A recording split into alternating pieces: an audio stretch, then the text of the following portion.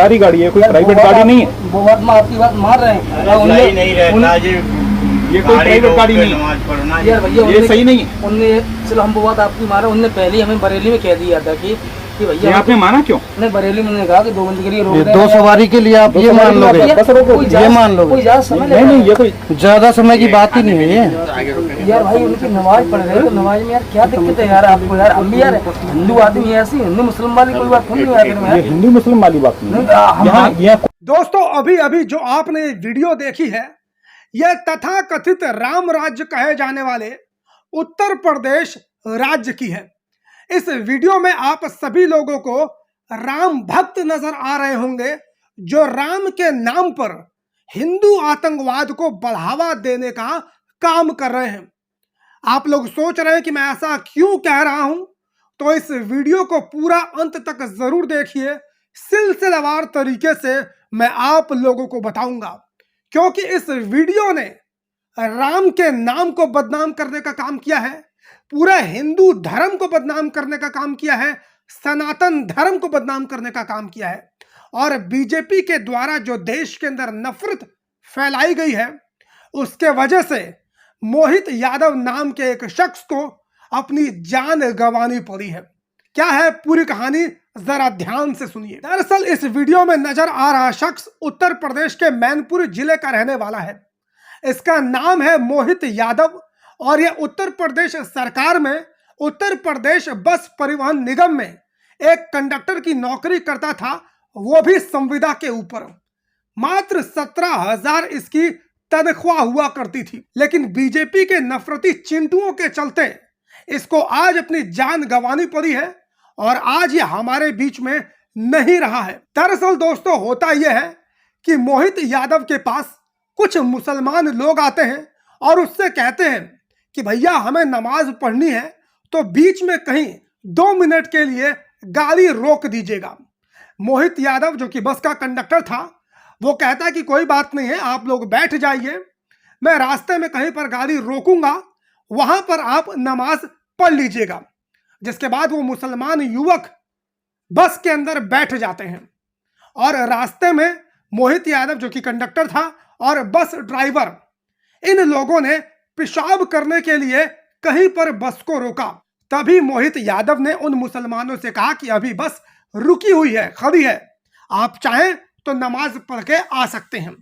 जिसके बाद वो दोनों युवक बस के सामने चादर बिछाकर नमाज पढ़ने लगते हैं और जैसे ही उन मुसलमानों को नमाज पढ़ते हुए बीजेपी के नफरती चिंटू देखते हैं, उनके पिछवाड़े में आग जल जाती है, क्योंकि बीजेपी ने इस देश के लोगों के मन के अंदर इस कदर नफरत का बीज बो दिया है कि मुसलमान नाम सुनते ही कुछ लोगों के पिछवाड़े में मिर्ची लग जाती है। और यहां पर तो मुसलमान नमाज पढ़ रहे थे, तो बीजेपी के इन तथाकथित हिंदुओं को, तथाकथित राम भक्तों को इतना ज्यादा बुरा लग जाता है कि ये मोहित यादव के पास आते हैं और मोहित यादव से बहस करने लगते हैं। वो मोहित यादव से कहते हैं कि आपने इस बस को नमाज पढ़ने के लिए क्यों रोका? सरकारी गाड़ी है, कोई प्राइवेट गाड़ी नहीं है। वो बात आपकी बात मान रहे हैं। सही नहीं रहता जी, ये कोई प्राइवेट गाड़ी नहीं है नमाज पढ़ना यार भैया ये सही नहीं है। उनने चलो हम वो बात आपकी मारा, उनने पहले ही हमें बरेली में कह दिया था कि भैया आपने माना क्यों?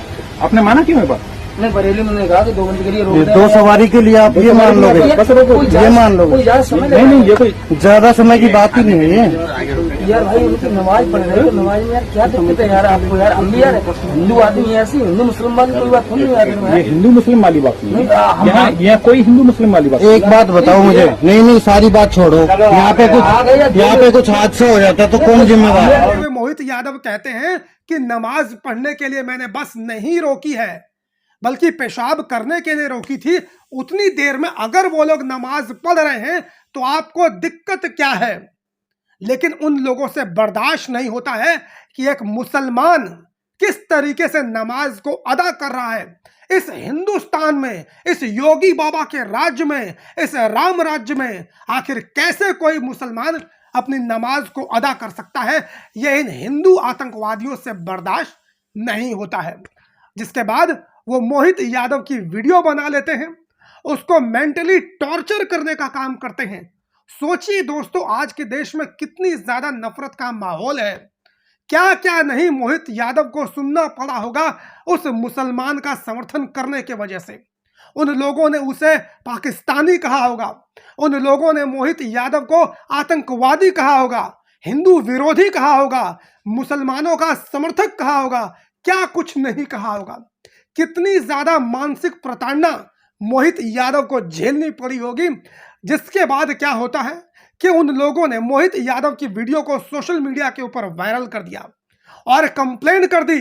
कंप्लेन करने के बाद तो आप सभी लोग जानते हैं, उत्तर प्रदेश सरकार के पास किसी मुसलमान के विरोध में कोई कंप्लेन आए और ऐसे व्यक्ति के ऊपर कार्रवाई ना हो, ऐसा तो हो ही नहीं सकता है। ना तो मोहित यादव की कोई जांच की गई, ना तो कोई पड़ताल की गई और ना ही तो किसी प्रकार की कोई पूछताछ की गई। बस कंडक्टर और ड्राइवर यानी कि मोहित यादव और जो बस का ड्राइवर था, इन दोनों को उत्तर प्रदेश की सरकार ने, उत्तर प्रदेश बस परिवहन निगम ने इन दोनों को नौकरी से बर्खास्त कर दिया। मोहित यादव मात्र संविदा के ऊपर नौकरी करते थे, उनकी नौकरी भी पक्की नहीं थी, मात्र 17,000 वो कमाते थे। लेकिन इस घटना की वजह से उनको नौकरी से अपना हाथ धोना पड़ा।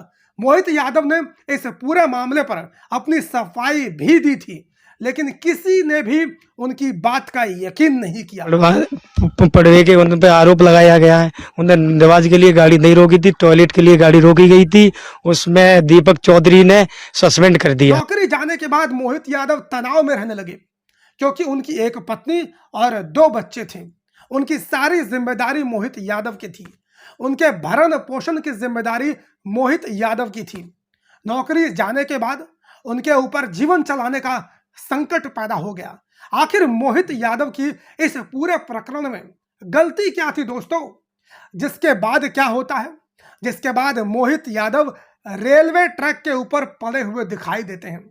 उनका शव रेलवे ट्रैक के ऊपर मिलता है, यानी मोहित यादव ने आत्महत्या कर ली। इस पूरे प्रकरण के बाद हो सकता है ये वीडियो जब सोशल मीडिया के ऊपर वायरल हुई होगी तो आसपास के तथाकथित हिंदू आतंकवादियों ने उसको प्रताड़ित करने का काम किया होगा, उसको आतंकवादी, उसको पाकिस्तान परस्त, मुसलमानों का हितैषी, इस प्रकार की बातें मोहित यादव को समाज से सुनने को मिली होंगी। और हो सकता है इतनी प्रताड़ना, इतना मेंटली टॉर्चर मोहित यादव सह ना सका हो, जिसके वजह से उसने अपनी जान गंवा दी। मैं पूछता हूं कि आखिर मोहित यादव की गलती क्या थी? क्या सिर्फ इतनी गलती थी कि उसके अंदर इंसानियत थी? क्या सिर्फ इतनी गलती थी कि वो सभी धर्मों का सम्मान करता था? और उसने ऐसा भी नहीं था कि सिर्फ नमाज पढ़ने के लिए ही बस को रुकवाया हो। अमूमन बसों को रोका जाता है टॉयलेट, खाना पीना खाने के लिए, तब इन लोगों को देर नहीं होती है। लेकिन अगर कोई मान लीजिए नमाज पढ़ने के लिए 2 मिनट के लिए बस को रोक भी देता है, तो इन बीजेपी के समर्थकों को, इन तथाकथित हिंदू आतंकवादियों को देर होने लगती है और ये नियम और कानून बताने लगते हैं। दोस्तों, ये कैसा समाज बन चुका है और किस देश में हम लोग रह रहे हैं। धीरे धीरे हमारा देश एक कट्टरवादी देश बन चुका है और बात करते हैं कि हम लोग विश्व गुरु बनने वाले हैं। क्या इस सोच से, इस तरीके से हमारा देश विश्व गुरु बनेगा?